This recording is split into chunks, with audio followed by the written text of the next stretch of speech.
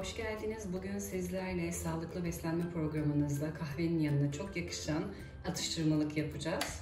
Hiç bekletmeden yapımına geçiyorum. Öncelikle 20 tane kuru kayısım var. Kayısılar bayağı büyüktü.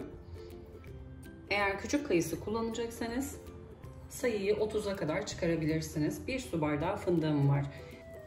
Bir tane portakalım var. Yine portakalın kabuğunu kullanacağım. Portakalı yıkamıştım. Kabuğunu soyacakla ya da bir bıçak yardımıyla sadece üst katmanını alıyorum. Yani beyaz kısmına gelmiyorum.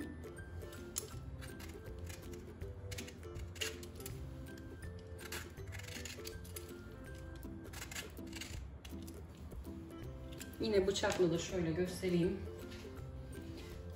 Bıçakla da almak isterseniz kabuğunu yine şöyle üst katmanını sadece, beyaz kısmına çok fazla gelmeyin.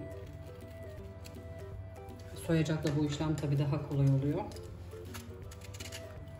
Rondonun içine kayısıları alıyorum. Eğer kayısılarınız kuruysa mutlaka yarım saat kadar sıcak suda bekletin. Çekerken de, yani kayısıları çekerken de çok zorlanıyorsanız 1-2 yemek kaşığı kadar kontrollü bir şekilde su ekleyebilirsiniz. Kayısıları püre haline gelene kadar çekiyorum. Kayısıları çektikten sonra 1 su bardağı fındığım var. Badem ya da ceviz de kullanabilirsiniz. 1 su bardağı fındığı rondomun içine alıyorum. 2 yemek kaşığı tahin ekliyorum.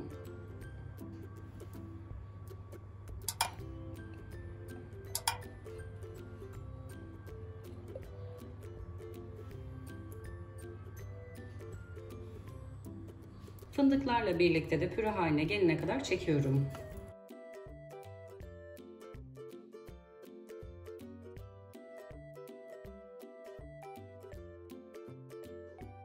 Kayısı, fındık ve portakal kabuğunu püre haline gelene kadar rondodan çektim. Yine dediğim gibi rondoda çekmekte zorlanıyorsanız 1-2 yemek kaşığı kadar kontrollü bir şekilde su ekleyebilirsiniz.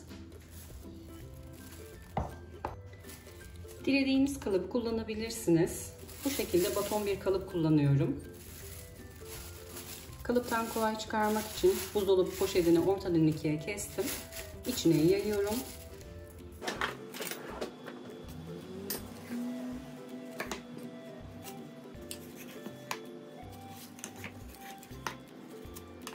Bir bıçak yardımıyla eşit şekilde dağıtıyorum.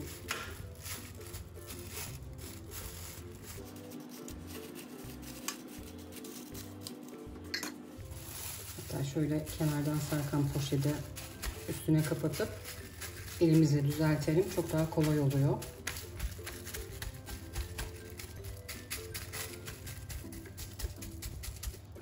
Aralarında boşluk kalmasın. Kestiğimiz zaman eşit bir şekilde kesebilelim.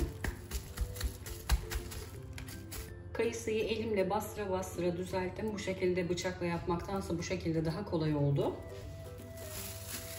Yandan sarkan poşetleri kapatıyorum.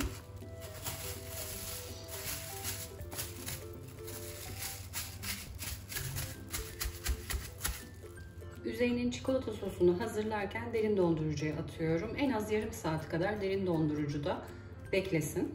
Kayısı barlarının üzerine benmari usulü eritilmiş çikolata ekleyeceğiz. Bunun için tencereye 2-3 parmak gelecek şekilde su ekledim. Ocağın altını açıyorum.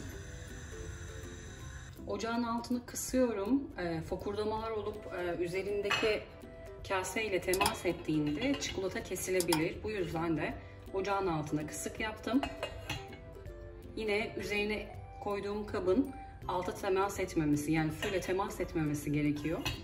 1 su bardağı damla çikolata, yani 150 gram damla çikolata ekliyorum. Bitter.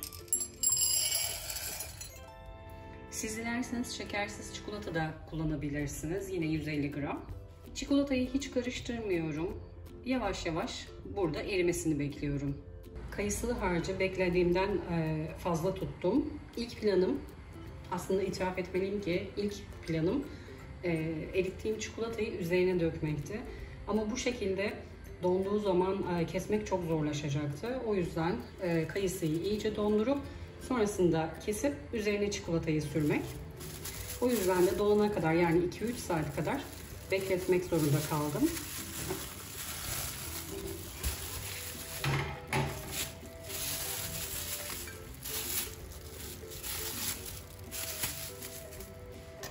Düzgün dilimlemek için iyice donmasını bekleyin.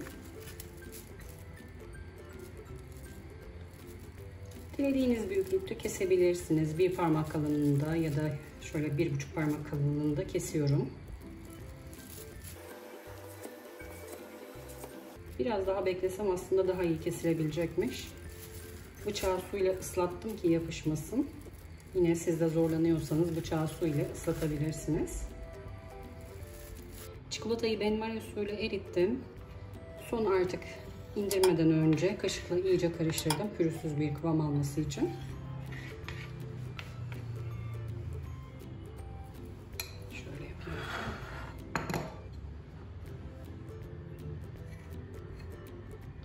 Kayısılı harcımı da servis tabağına aldım.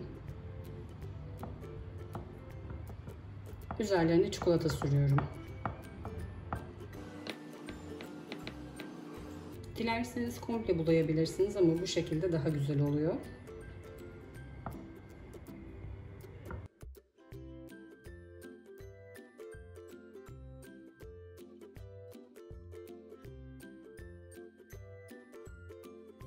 Kayısılı barlara çikolatasını sürdüm. Donması için buzdolabına kaldırıyorum.